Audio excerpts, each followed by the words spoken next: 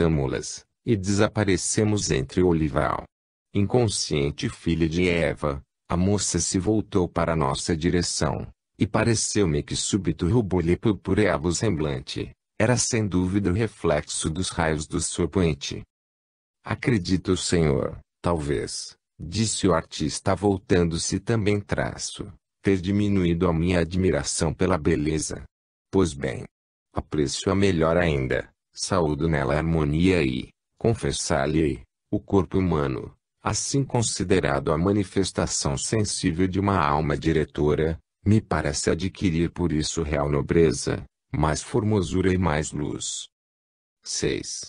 Ad veritatem persentiam o testamento científico de Spero.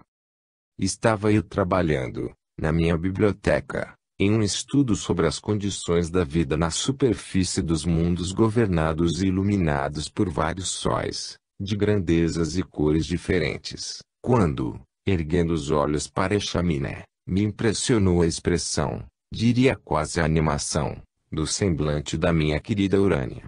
Era a mesma graciosa e vivaz expressão que outrora, quanto a terra gira veloz e quão pouco representa um quarto de século. Nos dias da adolescência, tão rapidamente voados, me conduzir o pensamento e inflamar o coração.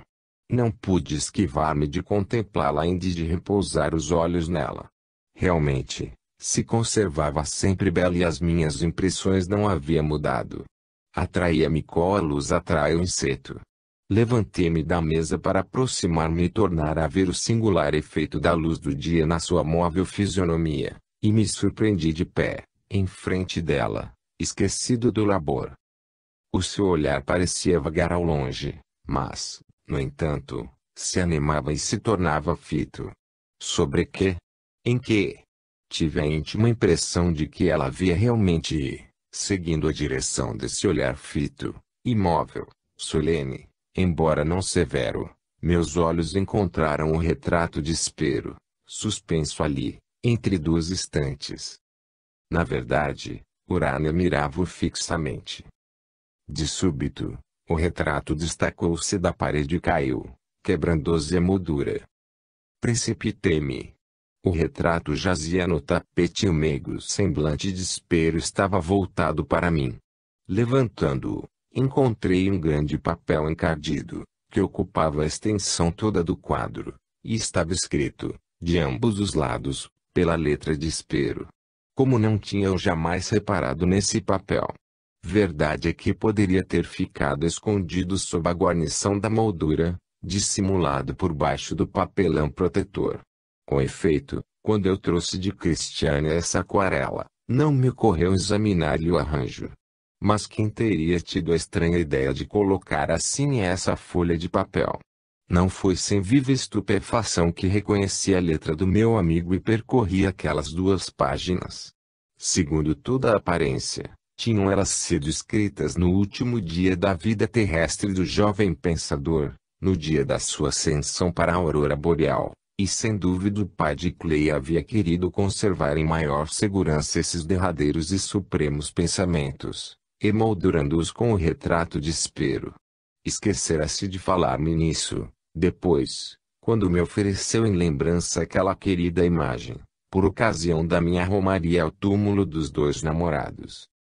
Como quer que seja, colocando com todo cuidado a aquarela em cima da minha mesa, experimentei a mais viva emoção ao reconhecer cada pormenor daquele amado semblante. Eram incontestavelmente aqueles olhos tão meigos e tão profundos, sempre enigmáticos, aquela fronte vasta, tão serena na aparência, aquela boca delicada e de uma sensualidade reservada, aquela coloração clara do semblante, do pescoço e das mãos. Os seus olhares me seguiam, de qualquer lado que estivesse voltado o retrato, e se dirigiam também para Urânia, e assim, ao mesmo tempo, se volviam em todas as direções. Estranha ideia do artista. Não pude deixar então de pensar nos olhos da deusa, que me haviam parecido afagar dolorosamente a imagem do seu jovem adorador. De igual modo que o crepúsculo vem sombrear um dia sereno, assim divina tristeza se lhe estendia sobre o nobre semblante. Pensei, porém, no misterioso papel. Estava escrito com uma letra clara, precisa, sem a menor rasura. Transcrevo aqui, tal qual o achei, e sem lhe modificar uma única palavra, uma única vírgula, pois ele me parece ser a conclusão naturalíssima das narrativas que são assunto desta obra. Ei-lo, textualmente. Este é o testamento científico de um espírito que, mesmo na Terra, empregou todos os esforços para se conservar desprendido do peso da matéria e que espera ter se libertado dele. Quisera deixar, sob a forma de aforismos, o resultado das minhas investigações. Parece-me que não se pode chegar à verdade senão pelo estudo da natureza, isto é, pela ciência. Eis as induções que se me afiguram baseadas nesse método de observação. 1. O universo visível, tangível, ponderável e em movimento incessante, é composto de átomos invisíveis, intangíveis, imponderáveis e inertes. 2. Para construir os corpos e organizar os seres, esses átomos são regidos por forças. 3. A força é a entidade essencial. 4. A visibilidade, a tangibilidade, a solidez, a duração, o peso, são propriedades relativas, e não realidades absolutas. 5. Os átomos que compõem os corpos são, para a sensação humana, infinitamente pequenos. As experiências feitas sobre a laminagem das folhas de ouro mostram que 10.000 folhas dessas se contêm na espessura de 1 milímetro. Chegou-se a dividir 1 milímetro, sobre uma lâmina de vidro, em 1000 partes iguais, e existem infusórios tão pequenos que o seu corpo inteiro, colocado entre duas dessas divisões, não as toca. Os membros e os órgãos desses seres são compostos de células, estas de moléculas, estas de átomos.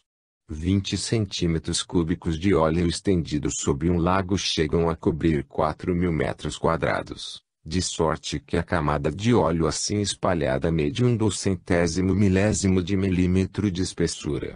A análise espectral da luz revela a presença de 1 milionésimo de miligrama de sódio em uma chama. As ondas da luz se acham compreendidas entre 4 e 0,8 bilionésimos de milímetro, do verde ao vermelho. São necessárias 2.300 ondas de luz para encher 1 milímetro. Na duração de 1 segundo, o éter, que transmite a luz, executa 700.000 bilhões de oscilações, cada uma das quais é matematicamente definida. O olfato percebe uns 64 milhões de miligramas de mercaptan no ar respirado. A dimensão dos átomos deve ser inferior a 1 milionésimo de milímetro de diâmetro. 6. O átomo, intangível, invisível, dificilmente concebível para o nosso espírito afeito aos julgamentos superficiais, constitui a única matéria verdadeira, e o que chamamos matéria é apenas um efeito produzido em nossos sentidos pelos movimentos dos átomos, isto é, uma possibilidade incessante de sensações.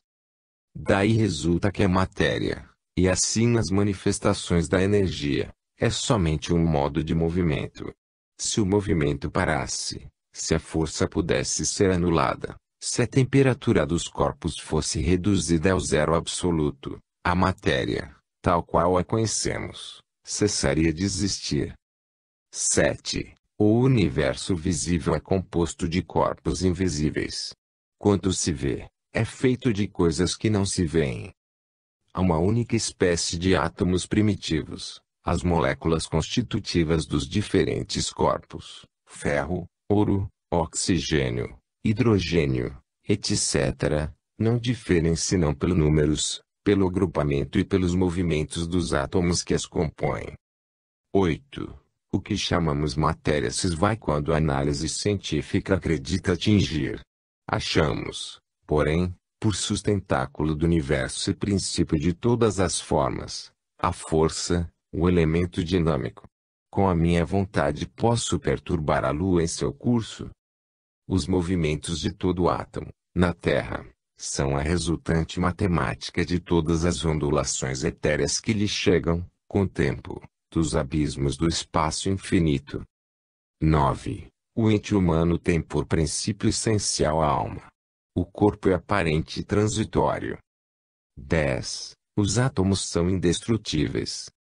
A energia que move os átomos e rege o universo é indestrutível. A alma humana é indestrutível. 11. A individualidade da alma é recente na história da Terra. O nosso planeta foi nebulosa, depois Sol, depois caos. Não existia então nenhum ser terrestre. A vida começou pelos mais rudimentares organismos, progrediu de século em século para atingir o estado atual, que não é o último. A inteligência, a razão, a consciência, o que chamamos faculdades da alma, são modernas. O espírito se desembaraçou gradualmente da matéria. De igual modo, se a comparação não fosse grosseira, que o gás se desprende da hulha, o perfume da flor, a labareda do fogo.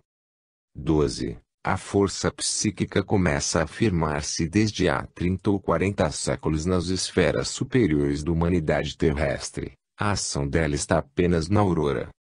As almas, conscientes da sua individualidade, ou ainda inconscientes, estão, por sua própria natureza, fora das condições de espaço e de tempo.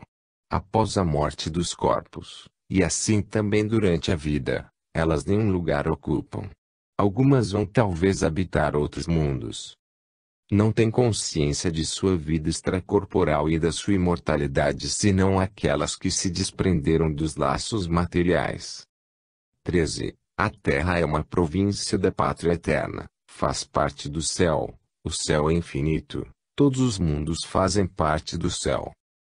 Nosso planeta é navio etéreo que transporta através do infinito uma população de almas, na velocidade de 643 mil léguas por dia em torno de uma estrela e, aproximadamente, 185 milhões de léguas rumo à constelação de Hércules. 14. Os sistemas planetários e siderais que constituem o universo estão em diversos graus de organização e adiantamento. É infinita a extensão da sua diversidade. Os seres guardam, em toda parte, relação com os mundos. 15. Os mundos atualmente não são todos habitados. A época presente não tem importância maior do que as precedentes e nem sobre as que lhe hão de seguir.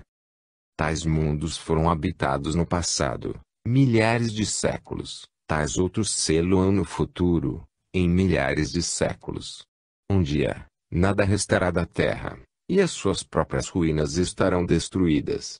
Mas o nada jamais substituirá o universo.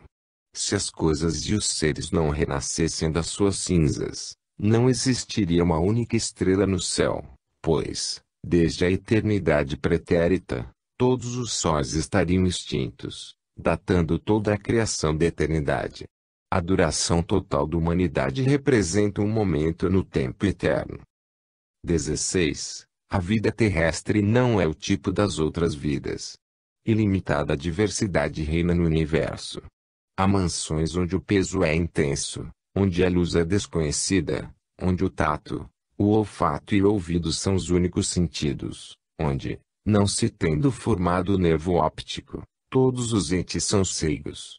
Outras há onde o peso é apenas sensível, onde os entes são tão leves e tão tênues que seriam invisíveis para olhos terrestres, onde sentidos de extrema delicadeza revelam a espíritos privilegiados sensações vedadas à humanidade terrestre. 17. O espaço que existe entre os mundos espalhados no imenso universo não os isola uns dos outros. Estão todos em perpétua comunicação uns com os outros pela atração, que se exerce instantaneamente através de todas as distâncias e estabelece indissolúvel laço entre todos os mundos. 18. O universo forma uma unidade única. 19. O sistema do mundo físico é a base material, o ambiente do sistema do mundo moral ou espiritual. A astronomia deve, pois, ser a base de toda a crença filosófica e religiosa. Todo ser pensante traz em si o sentimento, mas a incerteza da imortalidade. É porque somos as rodas microscópicas de um mecanismo desconhecido. 20. O próprio homem é quem faz o seu destino. Levanta-se ou cai segundo as suas obras. As criaturas presas aos interesses materiais, os avarentos, os ambiciosos, os hipócritas, os mentirosos, os filhos de Tartufo, moram, com os perversos, nas zonas inferiores. Mas, uma lei, primordial e absoluta, rege a criação, a lei do progresso. Tudo se eleva no infinito. As faltas são quedas. 21. Na ascensão das almas, as qualidades morais não têm menos valor do que as qualidades intelectuais. A bondade, o devotamento, a abnegação e o sacrifício apuram a alma e a elevam, e assim também o estudo e a ciência. 22. A criação universal é uma imensa harmonia na qual a Terra é um insignificante fragmento, bastante pesado e incompreensível. 23. A natureza é um perpétuo futuro. O progresso é a lei. A progressão é eterna. 24. A eternidade de uma alma não seria suficiente para visitar o infinito e tudo conhecer. 25. O destino da alma é desprender-se, cada vez mais, do mundo material e pertencer definitivamente à vida orânica superior, donde domina a matéria e não sofre mais. O fim supremo dos seres é a aproximação perpétua da perfeição absoluta e da felicidade divina. Tal era o testamento científico e filosófico de Spero. Não parece ter sido ditado pela própria Urânia. As 9 musas da antiga mitologia eram irmãs. As modernas concepções científicas tendem por seu turno para a unidade. A astronomia, ou conhecimento do mundo, e a psicologia, ou conhecimento da criatura, unem-se hoje para estabelecer a base única sobre a qual possa ser edificada a filosofia definitiva. PS. Os episódios que precedem, as investigações e as reflexões que os acompanham, foram reunidos aqui em uma espécie de ensaio, no intuito de trazer algumas balizas para a solução do maior dos problemas que possam interessar ao espírito humano. É a esse título que a presente obra se oferece à atenção daqueles que, algumas vezes ao menos, no meio do caminho da vida, de que fala o Dante, se detêm, e a si próprios perguntam onde estão e que são, procuram, pensam e sonham. Fim.